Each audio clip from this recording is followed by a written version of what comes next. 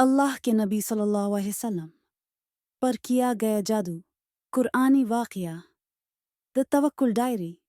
अस्सलामु अलैकुम वरहमतुल्लाहि वबरकातुहू दोस्तन। आज द तवक्कुल डायरी में हम एक ऐसे वाक़या का जिक्र करने जा रहे हैं जो न सिर्फ दिल को हिला देने वाला है बल्कि हर मोमिन के लिए एक गहरा पैगाम भी छुपा है। आज हम बात करेंगे अल्लाह के रसूल सल्लल्लाहु अलैहि वसल्लम पर किए गए जादू के वाक़या की, जिसका जिक्र कुरान में सूरह अल-फलाक और सूरह अन्नास के ज़रिए आया। यह कहानी सिर्फ एक इल्म नहीं बल्कि यकीन, सब्र और तवक्कुल का इम्तिहान है।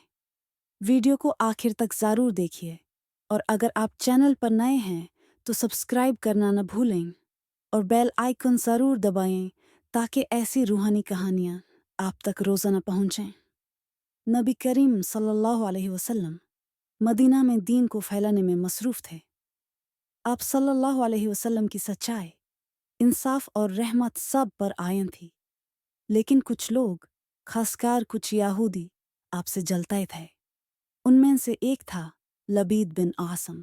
ज़ाहिरी तौर पर तो उसने इस्लाम कबूल कर लिया था, लेकिन उसका दिल हसाद और नफ़रत से भरा हुआ था।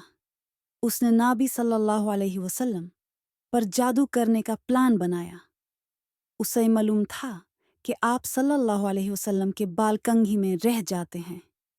उसने मकारी से वो बाल हासिल कर लिए। जादू किया गया।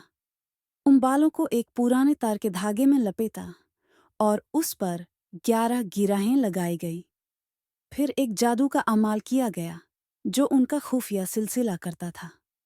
इस धागे को एक पुराने कुएं में डाल दिया गया जिसका नाम था बिर ज़रवान, जो मदीना के एक कोने में था। यह जादू ऐसे तरीके से किया गया कि आप सल्लल्लाहु अलैहि वसल्लम महसूस करते कि आप कोई काम कर रहे हैं, जबकि असल में वो काम नहीं हो रहा होता था। कभी लगता कि किसी से मुलाकात की है, जबकि नहीं की। आप सल्लल्लाहु अलैहि वसल्लम की सेहत भी असर में आने लगी। मगर सुभान अल्लाह, अल्लाह ताला ने अपने रसूल सल्लल्लाहु अलैहि वसल्लम को यूं ही नहीं छोड़ा। इल्हाम और फारिश्ते।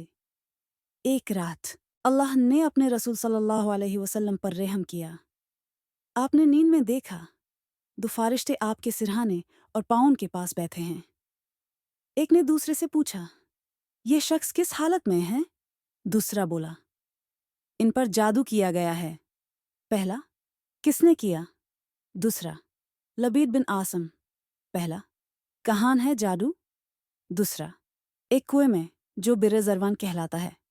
उसमें एक डेट पाल्म के नीचे एक पत्थर के नीचे है। उसमें बाल हैं और उनमें गिराहें लगी हैं। वज़ह कर दिया गया। सुबह नबी सल्लल्लाहु अलैहि वसल्लम ने अपने सहाबा को भेजा।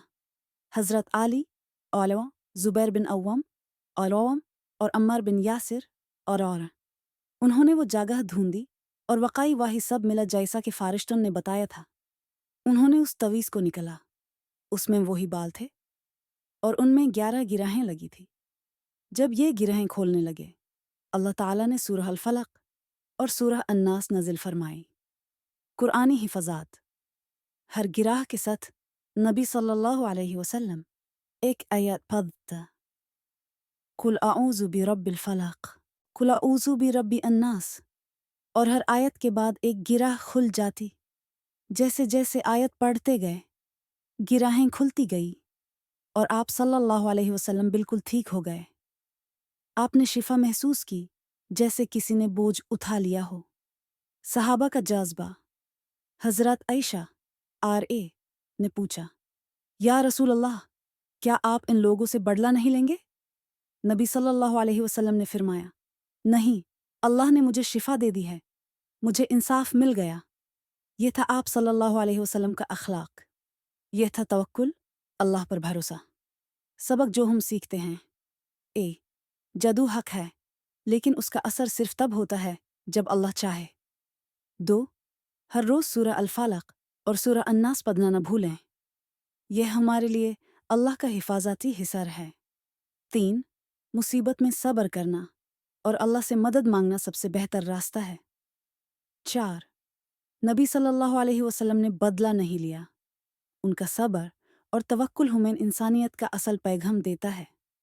آج کا پیغام: اگر آپ بھی کسی مشکل، کسی بری نظر یا کسی بھی پریشانی سے گزار رہے ہیں تو اپنا توکل اللہ پر رکھیے۔ ہر روز صبح شام سورہ الفلق اور سورہ الناس پڑھیے۔ اپنے گھر والوں کو بھی